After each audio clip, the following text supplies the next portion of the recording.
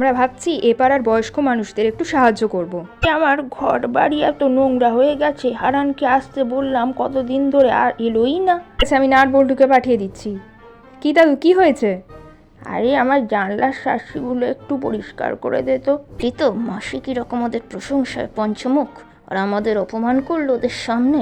এই নাটবল্টু, হুলোদা আর পাটালিদা নিচে দাঁড়িয়ে আছে, মনে হচ্ছে কিছু একটা করার মতলব করছে।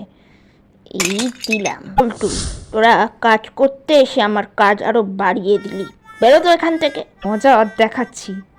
আইডিয়া বল্টু, আমার কাছে হুলো আর পাটালিদার একটা ছবি আছে, বুঝতে পারলি তো এবার? বাবারা, আমায় একটু রাস্তা পার করে দেবে? একজন বুড়ি ঠাকুমা রাস্তা পার হতে পারছেন, একটু পার করে দেবে প্লিজ? হ্যাঁ কি ঠাকুমা, আপনি এসো এসো, ব্যাগটা দাও। তোরা তো অপরাধী, আমার অপহরণ করতে এসছিস নাকি?